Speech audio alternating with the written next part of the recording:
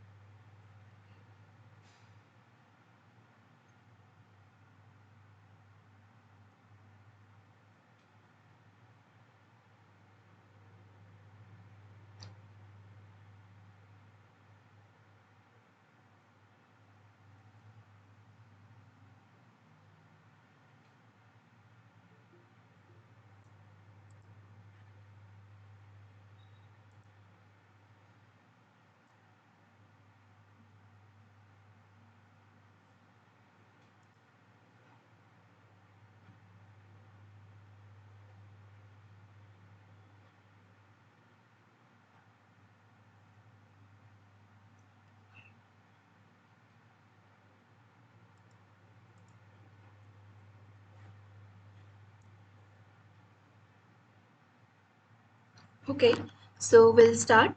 Welcome back everyone to the third session of Drug Delivery Principles and Engineering. So this time also we'll discuss the previous year assignment questions, and if you guys have any doubts or in the current assignment or in the previous year assignments that we are solving, then you can let me know and we'll try to solve together. We'll start.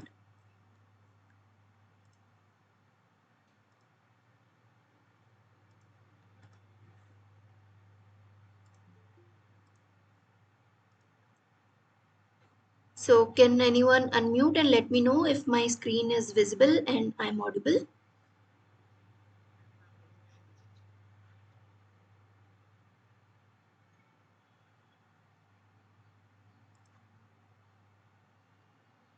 Hello?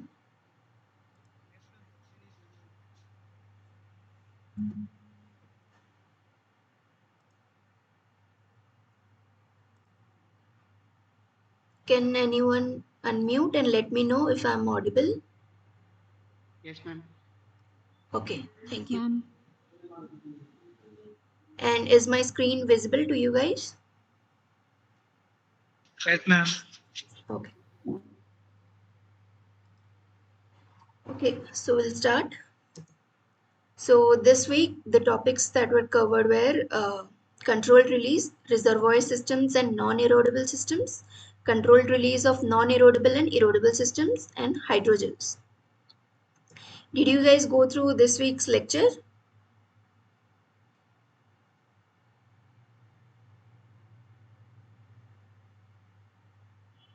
Hello?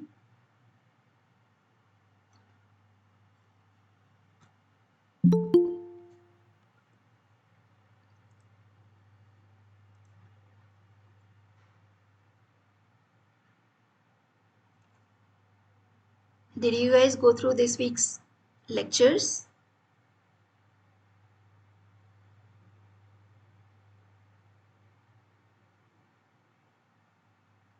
If you have not gone through the lectures, you can simply say no. It's okay. I just want to know if anybody has gone through the lectures or not.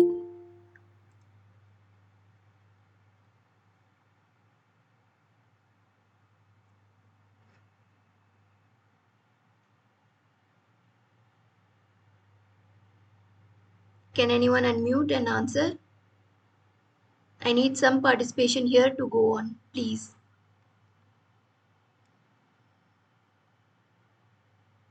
Hello?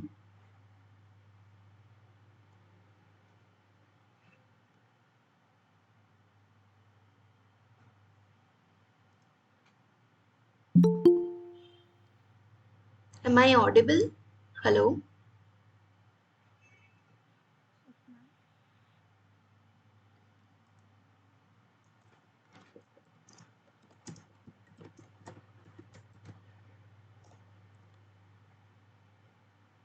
Yes, ma'am.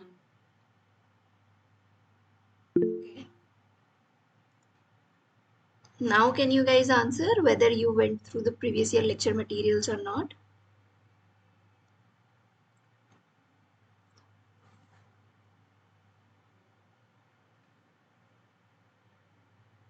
Or do you want me to go straight away to the questions?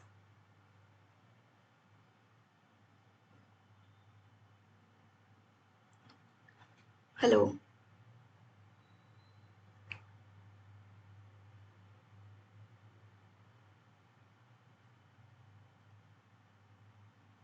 I would need some answers to move on. Would you guys like to go straight to the question?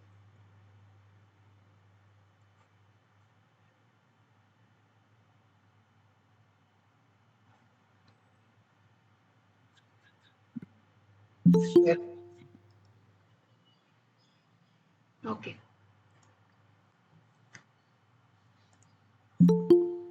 So here is the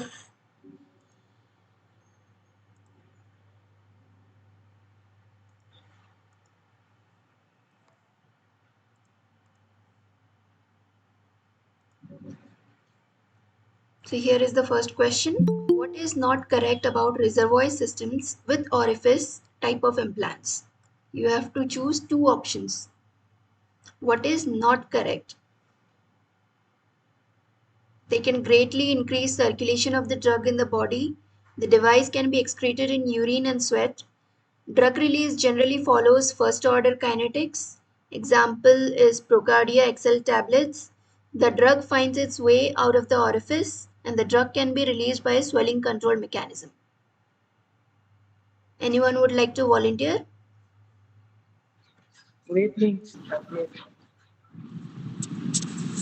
Sorry? Second and third options, ma'am. The Hello. device can be excreted in urine and sweat. And the third option, drug release generally follows first order kinetics. Okay. Yes. Sorry? I can't hear you properly. Second and third option. Okay. Anyone else? Second. Second. One more. You have to select two options.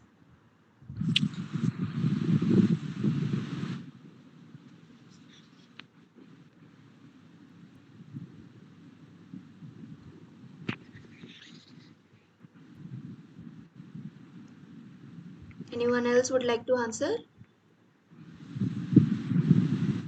Second and third option, ma'am. Okay.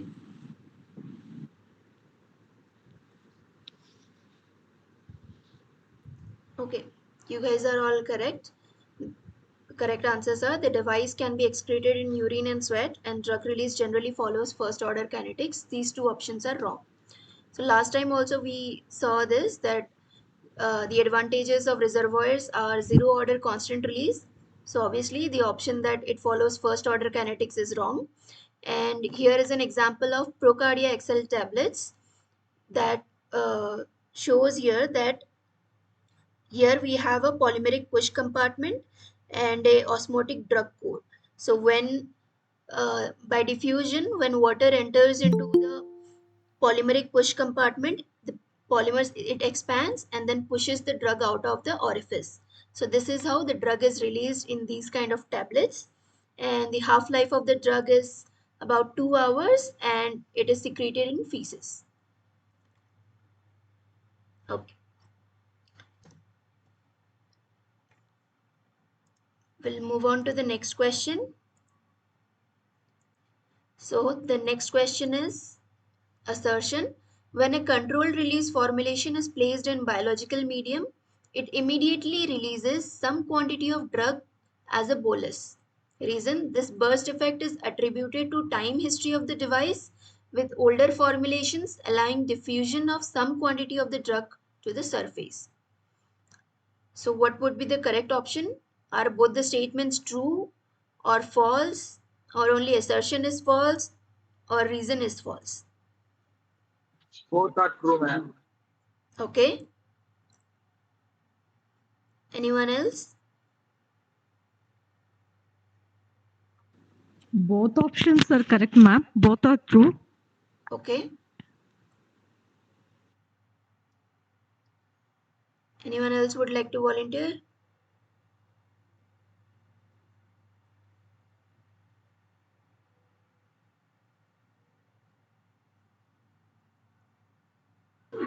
Option A, ma'am. Okay.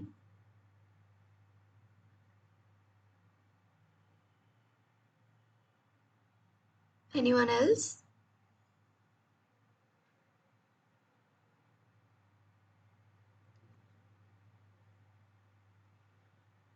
Ma'am, option 1. Okay. Anyone else would like to answer?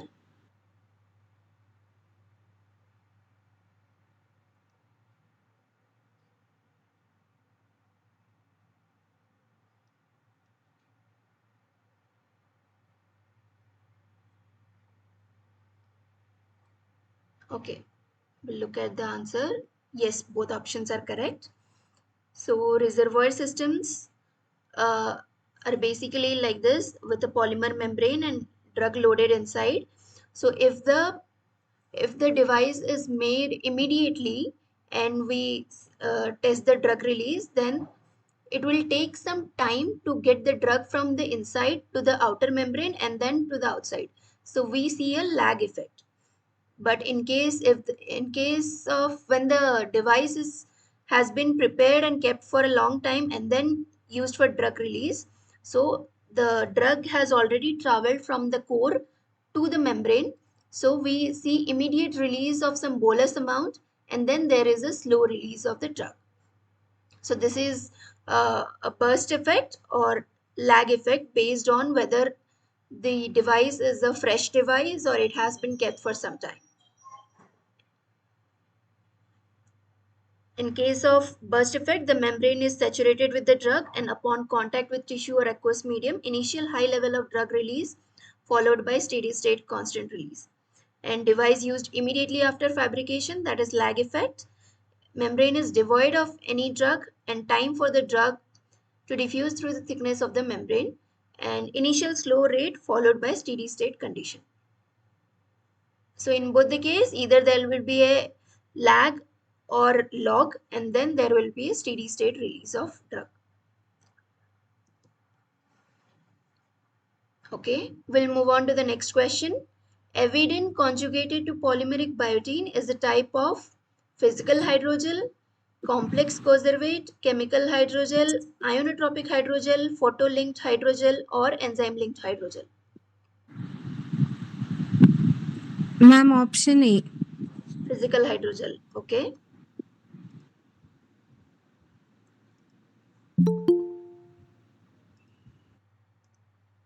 Anyone else? What kind of hydrogel is Avidin conjugated to polymeric biotin?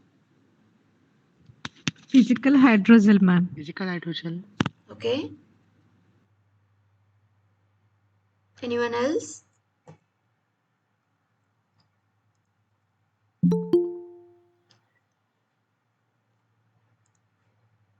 Anyone else would like to answer? What kind of hydrogel is Avidin conjugated to polymeric biotin?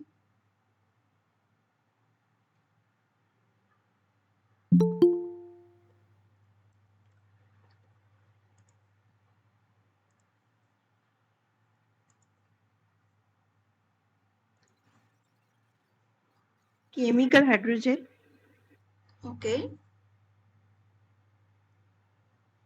Anyone else has any other answer?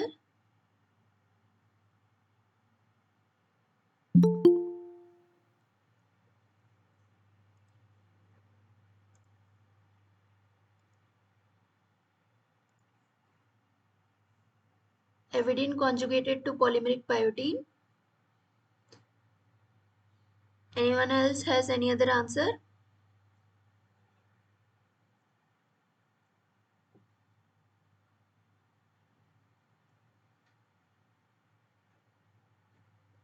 Those who answered physical hydrogel, it's correct. It is a physical hydrogel. So the polymer networks, if they are held by neutral or ionic bonds, That is, if there is molecular entanglements or secondary forces, including ionic or hydrogen bonding or hydrophobic forces, it is the physical hydrogel. And avidin with polymeric biotin is an example of this physical hydrogel. Another example is concavalin A with polymeric sugar. Chemical hydrogel would be a hydrogel where there is covalent interaction between the polymer or between the two conjugates. Okay, we'll move on to the next question. Porosity is non-erodible matrix systems. In non-erodible matrix systems can be measured by which technique? AFM, DLS, osmometry, surface plasmon resonance, liquid leaching experiments, or electron microscopy followed by image analysis.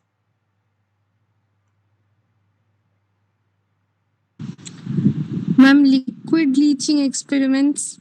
Okay. What would be one more Last option? option, ma'am. You have to select two options here for measuring the porosity in non-erodible matrix systems. Ma'am, liquid leaching and Last two, electron ma'am. microscope, ma'am. Okay. Anyone else? Ma'am, oximetry and liquidity. E Can you and F. E and F? Okay. The one who was trying to answer before, can you repeat again? I couldn't hear you. Oximetry and liquid leaching. Sorry. Oximetry and liquid leaching. Plasmon resonance and liquid leaching. Okay. Anyone else has any other answer?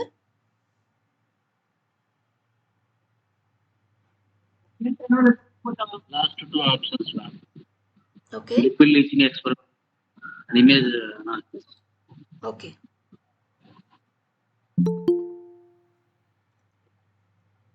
Anyone else would like to answer?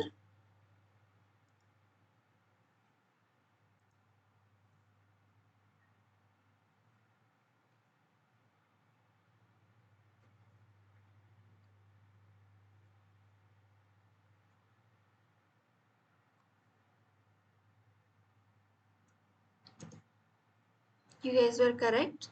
It is liquid leaching experiments and image analysis.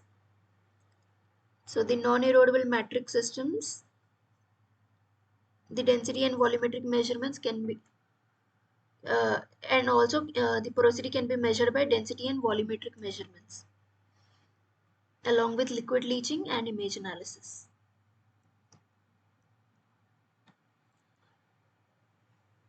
So let's move on to the next question. Which of the following two statements are false for bulk hydrogels? Hydrogels are three-dimensional hydrophilic polymer networks capable of swelling by absorbing large amounts.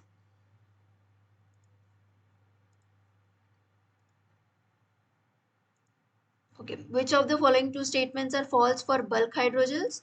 Hydrogels are three-dimensional hydrophilic polymer networks capable of swelling by absorbing large amounts of fluid. They have predictable or known swelling rates, insoluble due to physical or chemical crosslinks, which provides the network structure and physical integrity. They are soluble in water. They have low burst effects.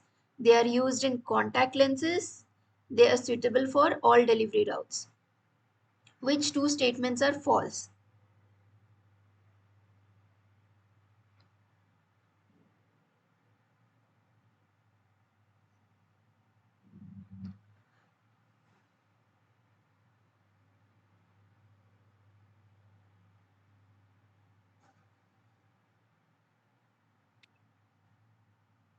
Last two options, ma'am. Used in contact lenses and suitable for delivery routes. Yes, ma'am. Okay. Yeah, ma'am. Last two options, ma'am. These hydrogels, these are generally Yes. insoluble in nature.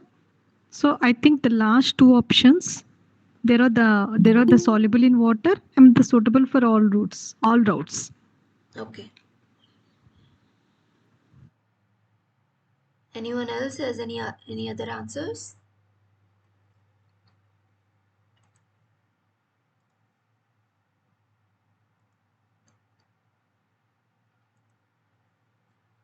Which of the two statements are false?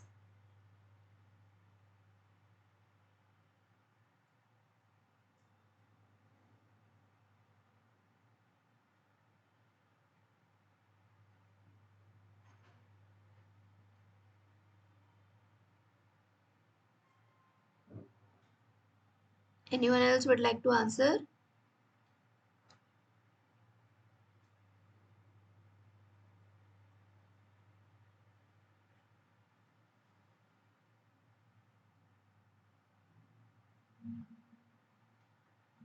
Hello?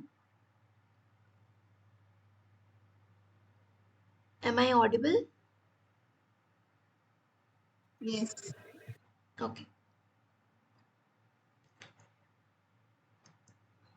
Okay, so these two options are correct, that they are soluble in water and suitable for all delivery routes. These two sentences are wrong for hydrogels. They are, in fact, three-dimensional hydrophilic polymer networks capable of swelling by absorbing large amounts of fluid. They have predictable swelling rates, insoluble due to physical or chemical crosslinks, and they have low burst effects, and they can be used in contact lenses.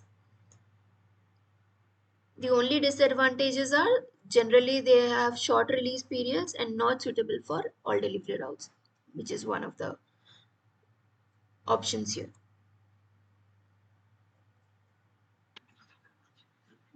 What is the heat capacity of a system? Third answer. Third option, ma'am. Heat required to increase the temperature of system by 1 degree Celsius. centigrade. Okay.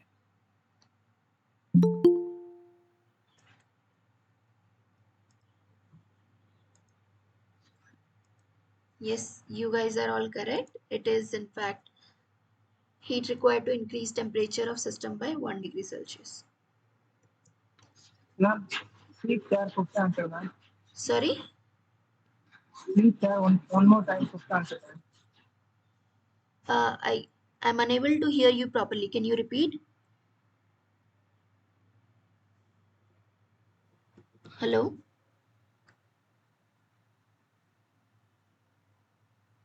Can you please repeat what you are trying to say? I couldn't hear you properly.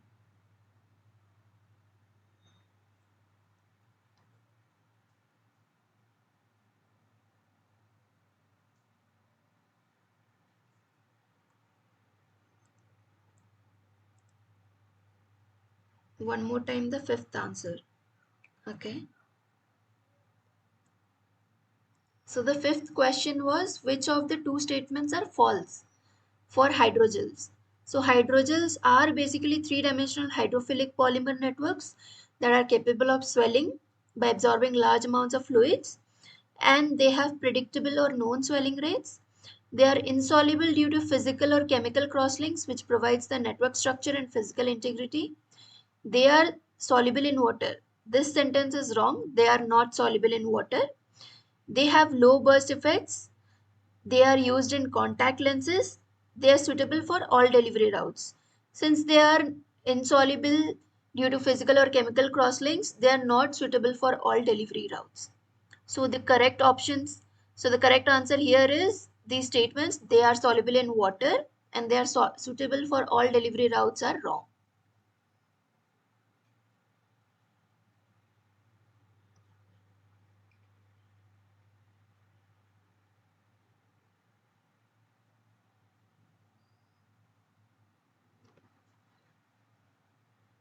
Okay, let's move on to the next question. When the drug loaded is greater than its solubility, which of the following is true for drug release from scaffolds? The interface between dissolved drug region and dispersed drug region moves to the interior as a front. The interface between dissolved drug region and dispersed drug region moves it to the exterior as a front. The interface between dissolved drug region and dispersed drug region remains stationary, and the system will not behave dynamically. Option 1, ma'am. Option 1. Okay.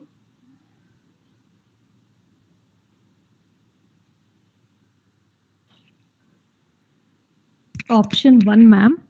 Okay. D. The system will not behave dynamically. Okay.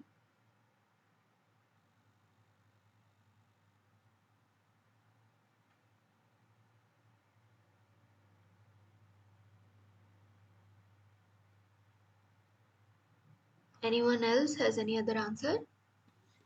Option second, ma'am. Option second. Okay.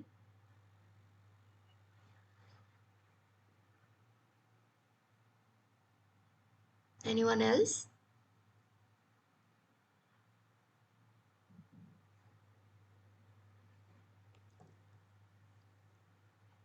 Anyone else would like to answer?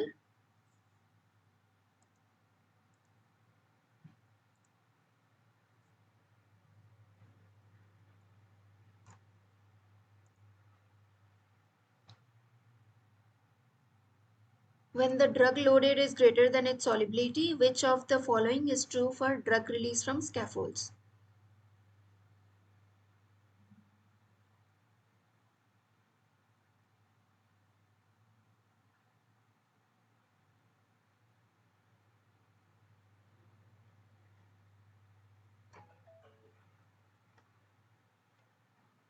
Anyone else that has any other answer or would like to answer?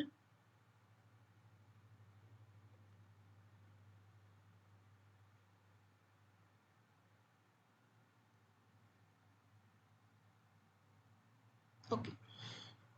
So those who said that the interface between dissolved drug region and dispersed drug region moves into the interior as a front, that is the correct answer. So the system will actually behave dynamically. So dispersed drug, so when the solubility of when the drug loading is more than the solubility limit of the solubility, it is dispersed, and when the drug loading is less than the solubility limit, it is dissolved. So in this case, this is the dispersed drug and releases through one side only. So the dispersed drug dissolves and releases by diffusion. So when this part comes in contact with the water, slowly this part will dissolve and then it will move to the water and get released from this system.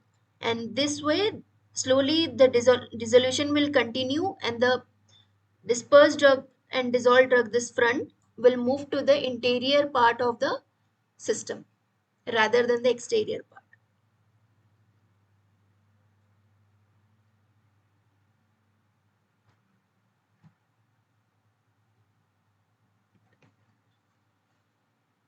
We'll move on to the next question. The type of hydrogels that polymerize after injecting into the body are called physical cross-linking hydrogels, chemical cross-linking hydrogels, in situ cross-linking hydrogels, neutral hydrogels, photo-linked hydrogels, or enzyme-linked hydrogels. In Option situ 3. had in situ, Madam, ma'am. in situ cross-linking hydrogels, ma'am. Okay. In situ. Okay. Option number C. Okay.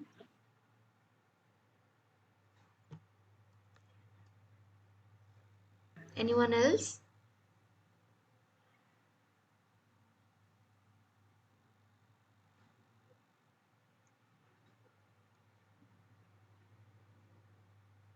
Anybody else would like to answer?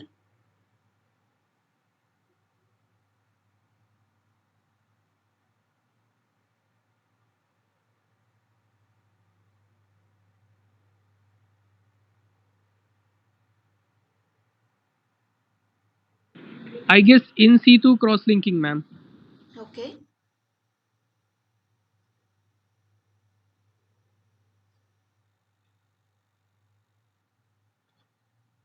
Okay, you all are correct. It is in situ cross-linking hydrogels. In situ is basically at the site. So when we are injecting the polymers into the site, at the site it is cross-linking. So that is why this is an in situ cross-linking hydrogels. So they are cross-linked at the site. Physician has a syringe and it injects into the body. It forms a hydrogel inside the body. And the polymerization trigger could be either time, temperature, or pH.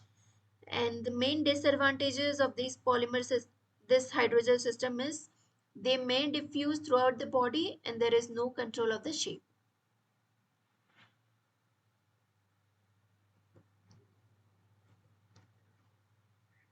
Okay, we'll move on to the next question. What is true for bioerodible matrix delivery systems? Pick two correct statements. Degradable, more patient compliant. Non-degradable, bioproducts of degradation will always be toxic, highly toxic, can achieve first order with surface eroding polymer devices.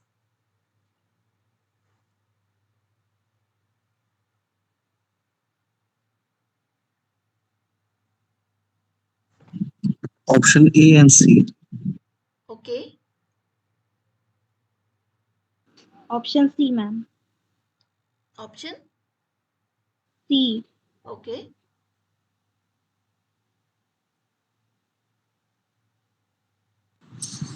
Option A and C, ma'am. okay,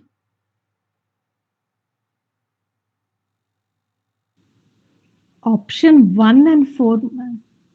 okay. Uh,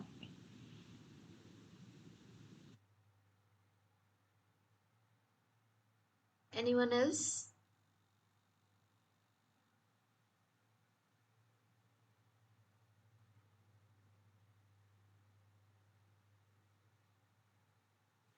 Option 1 and 4.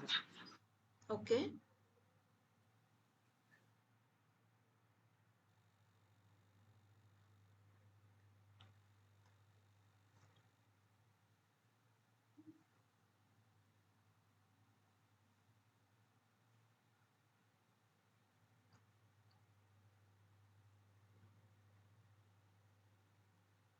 okay. So those who said that degradable, more patient compliant, and bioproducts of degradation, sorry, can achieve first order with surface eroding by polymer devices, those are the correct options.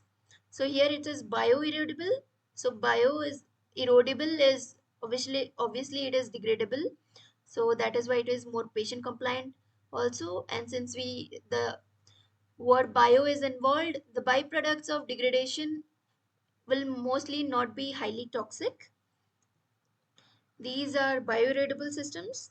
The advantages are degradable, more patient compliance, can achieve zero order with surface eroding polymer devices. By release kinetics is uh, often difficult to control, and by products of degradation may cause biocompatibility problems. These are the disadvantages.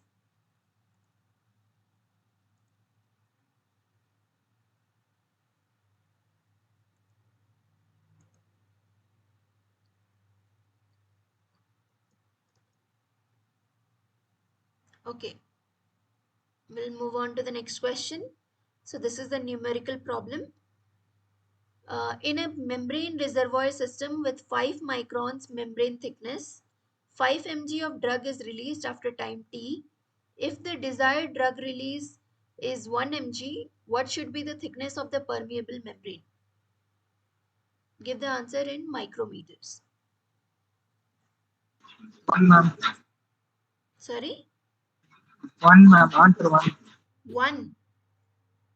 25 micrometers, ma'am. Okay. 25 micrometers, ma'am. Okay. 25 micrometers. Okay.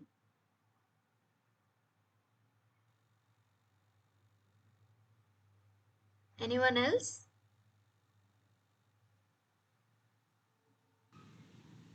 25 micrometers, ma'am. Okay.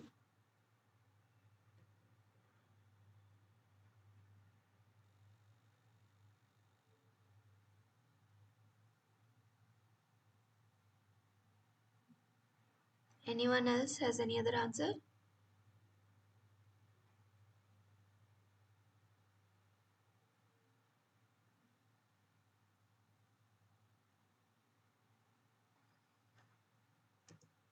Yes, it is 25 microns.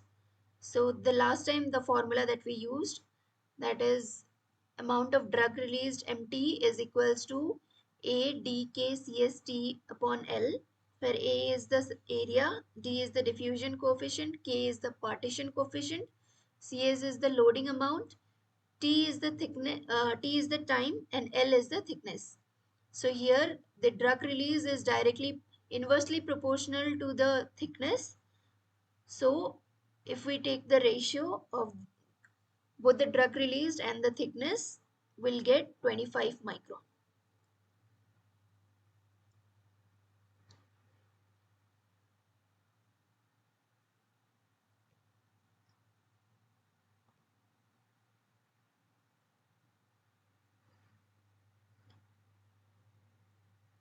We are at the end of we have solved all the questions that I had today.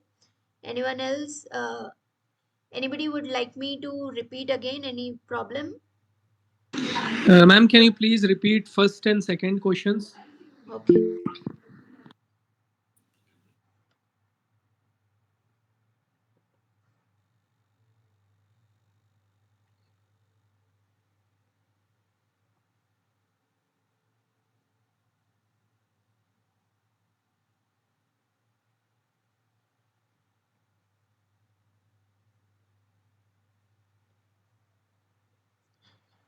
So this was the first question. What is not correct about reservoir systems with orifice type of implants? Select two options that are correct. They can greatly increase circulation of the drug in the body. The device can be excreted in urine and sweat. Drug release generally follows first order kinetics. Example is Procardia XL tablets. The drug finds its way out of the orifice and the drug can be released by a swelling controlled mechanism.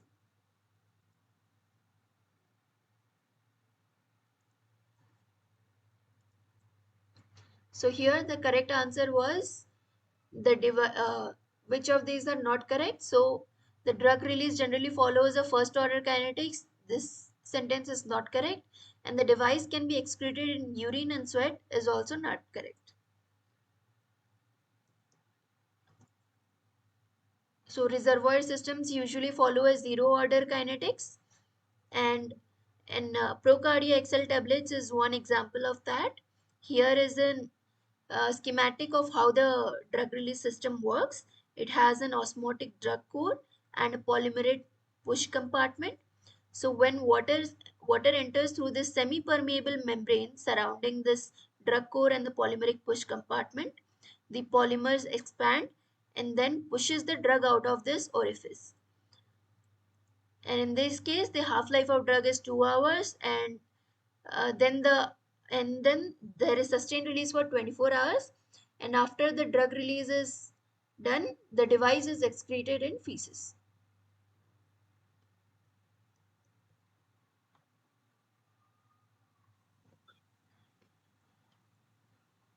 The next question was assertion: when a controlled release formulation is placed in biological medium, it immediately releases some quantity of drug as a bolus. Reason: this burst effect is attributed to the time history of the device, with older formulations allowing diffusion to some quantity of the drug to the surface.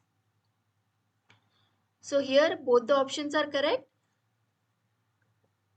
So in this case, if we use a reservoir systems, and here it says if we are using older formulations, that is if you have made the device and kept it for some time and then you have started using it, so what happens is that the drug starts releasing from the core and moves towards the membrane. The membrane is saturated with the drug, and immediately when it comes in contact with the aqueous medium, it releases a uh, it releases a burst it gives a burst effect and releases some amount of drug immediately.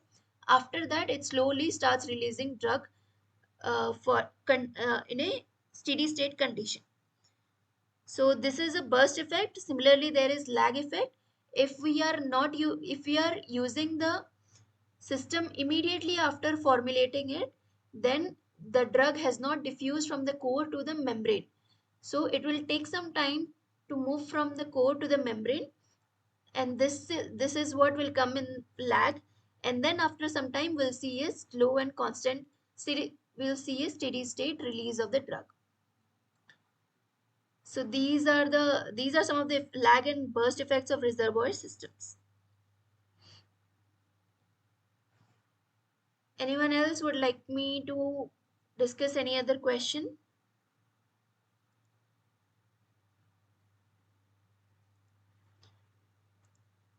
Or since we discussed first two questions, I'll go through all the questions once again.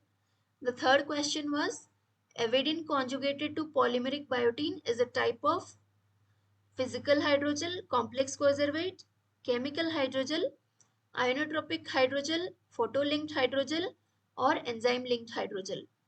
So the interaction between avidin and polymeric biotin is actually non-covalent. That is why it is a physical hydrogel.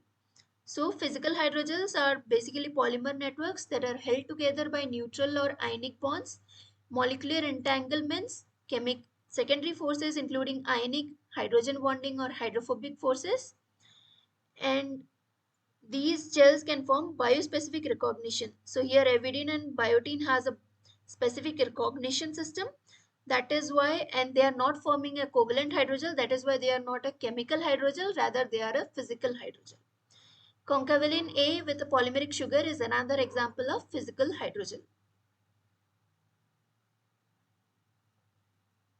The next question that we discussed is porosity in non-erodible metric systems can be measured by which technique? AFM, DLS, osmometry, surface plasmon resonance, liquid leaching experiments, electron microscopy followed by image analysis. So the correct options were liquid leaching experiments and electron microscopy followed by image analysis.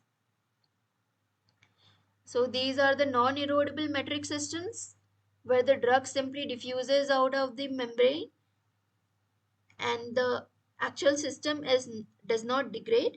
And if we want to measure the porosity, we can do so by density and volumetric measurements, liquid leaching experiments, and image analysis. The next question is, which of the following two statements are false for bulk hydrogels? So we have to select two false statements. Hydrogels are three-dimensional hydrophilic polymer networks capable of swelling by absorbing large amounts of fluid. This statement is correct. They have predictable or known swelling rates. Correct. Insoluble due to physical or chemical crosslinks, which provides the network structure and physical integrity. Correct. They are soluble in water. No, this statement is wrong. They are insoluble due to the physical and chemical crosslinks, so they are not soluble in water. They have low burst effects. Yes, it slowly releases the drug. They are used in contact lenses. True. Suitable for all delivery routes. No, this option is also false. Since it is insoluble, it may not be suitable for all delivery routes.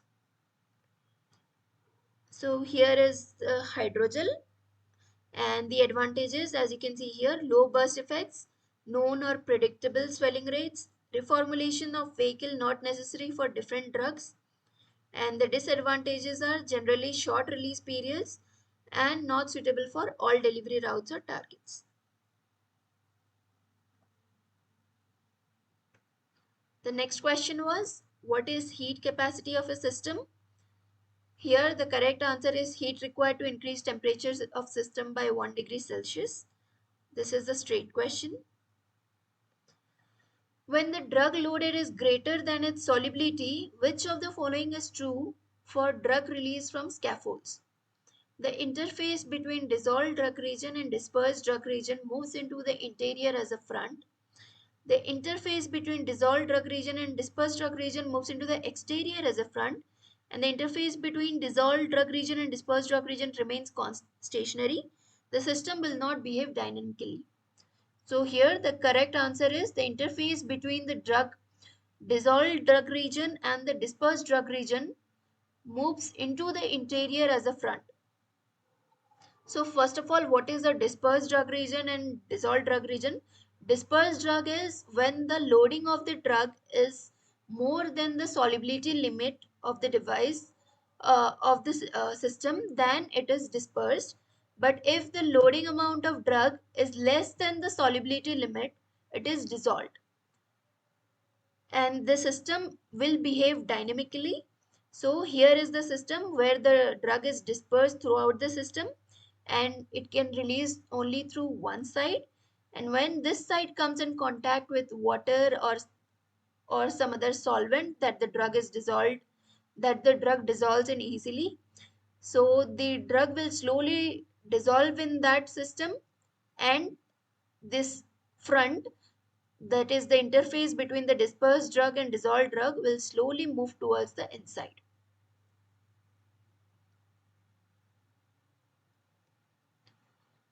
The next question that we discussed is the type of hydrogels that polymerize after injecting into the body are called physical cross-linking hydrogels, chemical cross-linking hydrogels, in situ cross-linking hydrogels, neutral hydrogels, photo-linked hydrogels, or enzyme-linked hydrogels.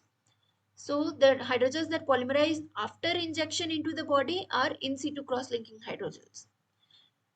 Because they are cross-linked at the site, when physician injects with a syringe the polymer solution into the body and the hydrogel is formed inside the body, the polymerization trigger could be either time, temperature, or pH. Disadvantages. So two major disadvantages of this system is the polymer solution may diffuse throughout the body if it is not cross-linked properly, or there is no control of shape. When we are injecting, we don't know how the shape is going to form inside the body. The next question is, what is true for bioerodible matrix delivery systems? We have to pick two correct statements. Degradable, more patient compliant. True. Non-degradable, false. Byproducts of degradation will always be highly toxic. True. Can achieve first order with surface eroding polymer devices. Byproducts of degradation will always be highly toxic. False. Can achieve first order with surface eroding polymer devices. True. So the true statements were degradable, more patient compliant, and can achieve first order with surface eroding polymer devices. I'm still audible, right? Hello?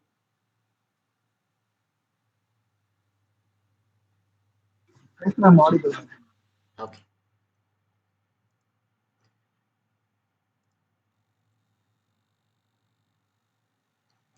Yes. So the last question that we discussed is, in a membrane reservoir system with 5 microns membrane thickness, 5 mg of drug is released after time t. If the desired drug release is 1 mg, what should be the thickness of the permeable membrane? So last time we discussed the formula, that is the drug release is equals to A dkCST by L, where A is the surface area, D is the diffusion coefficient, K is the partition coefficient, CS is the loading amount of the drug, and T is the time T, and L is the thickness. So from this equation, the drug release is inversely proportional to the thickness of the membrane, and if we take ratio of both the drug released amount to their thickness, will get L2 equals to 25 microns, which is the required thickness for releasing 1 mg of drug.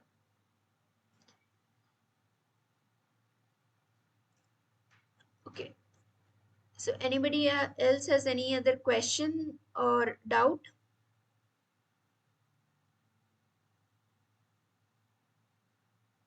Anybody would you like me to rediscuss any problem from your previous assignment, from this assignment, or has any other doubt?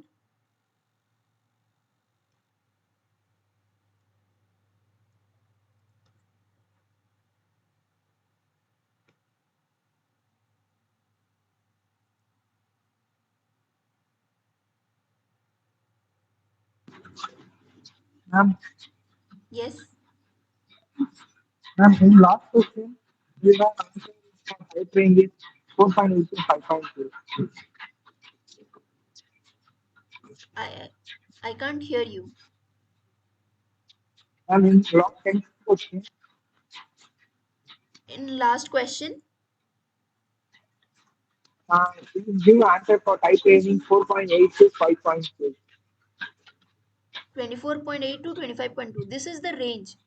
So 25 comes in the range. When you solve your assignments, it will have a range that will accept range up to which it will accept your answer. So if your answer falls within this range, it will be accepted. 24.8 to 25.2. In any number I give, it is right or wrong. 24.82, sorry.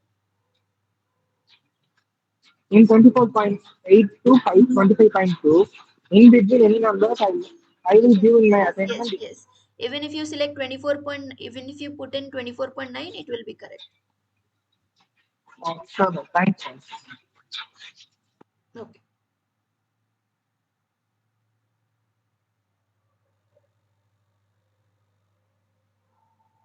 Anyone else has any other doubt? So I don't know if the person who asked this question in the last meeting, that when can you see your score? So I think when the due date is over, then only you can see your score.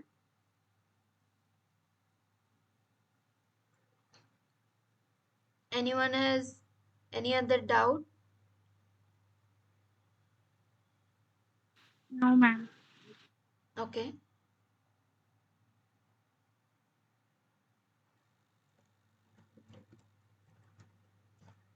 If you have any question you'd like me to discuss, you can ask those questions as well.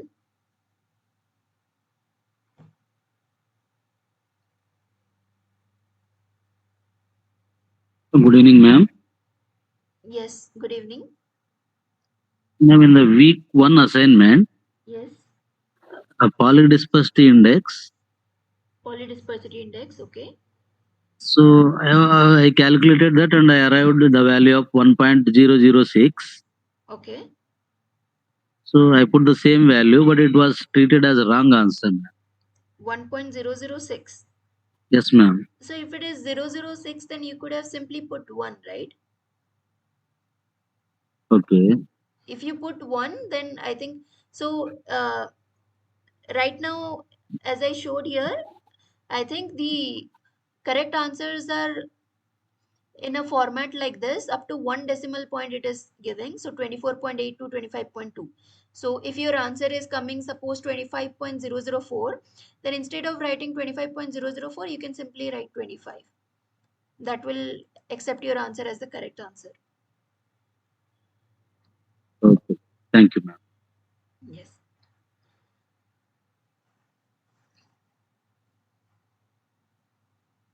Anyone else has any other doubt?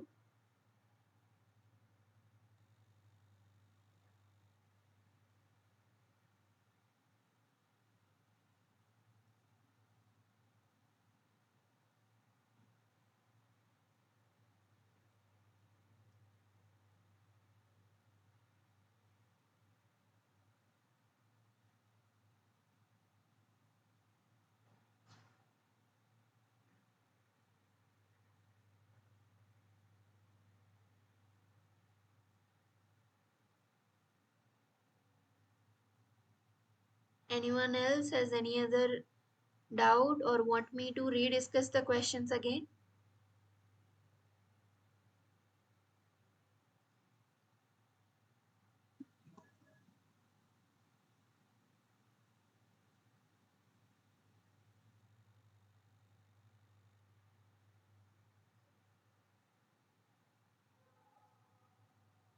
If you guys don't have any doubt or don't want me to discuss the questions again, then you can also write no, and then we can close this session. Or if anyone has any doubt or want me to go through the questions again, then we can stay and go through the questions again or discuss their doubt. Week 4. Week 4 will happen in next Monday. So then only week 4 problems we can discuss. Sure.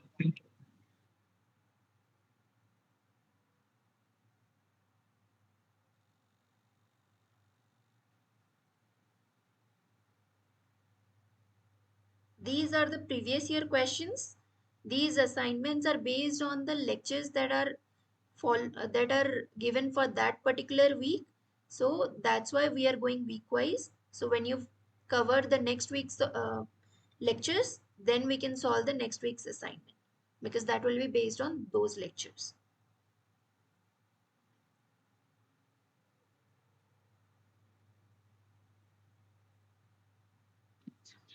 In final exam having a NAT question. Sorry, In final end exam having NAT question. Numerical answer. I can't hear you properly. In final end exam having numerical answer type question. Can you please type in the chat box? I'm unable to follow what you're trying to ask.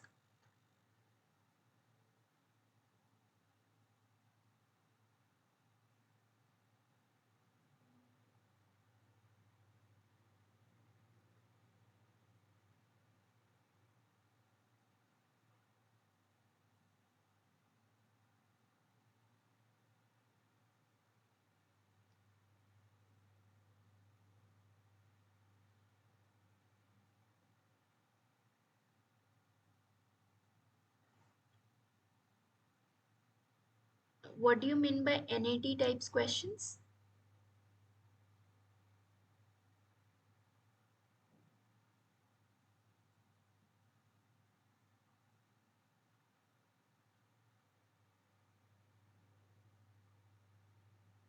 Numerical answer type. Yes, yes. In final exam also you might have numerical answer type questions. Those questions will also be similar to the ones that we are solving in this assignments and the current assignments that you are submitting as well. It will be similar to those problems.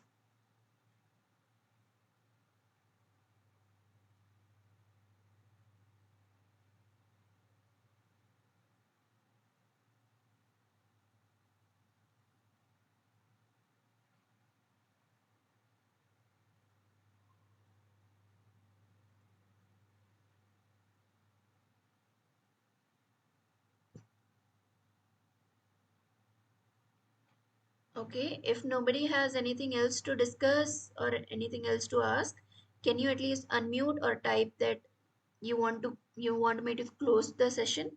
Then we can close.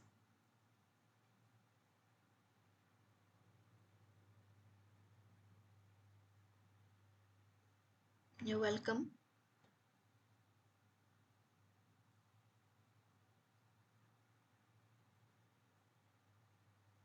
Would you like me to close the session?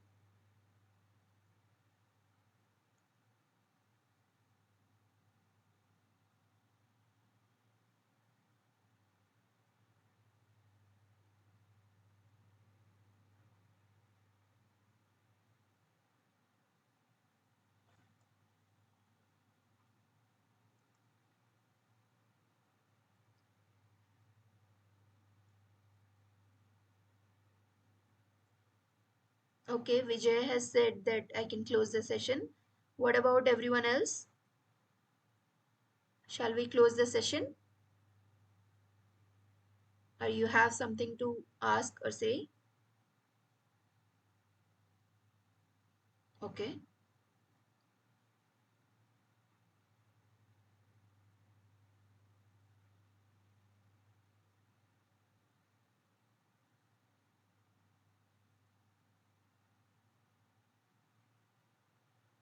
What about Ritesh, Vithi, Darshan, Tanuja? Are you guys still here? Do you have any doubt, or do you want me to close the session?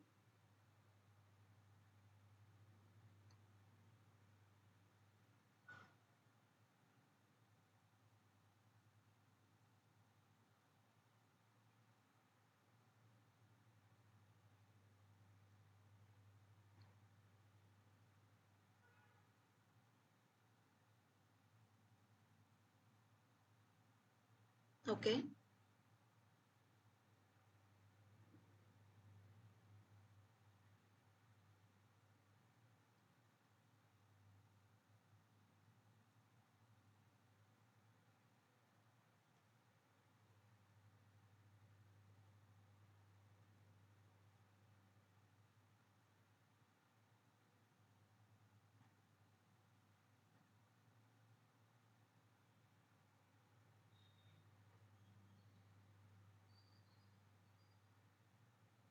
You can leave the session if you don't have any doubts.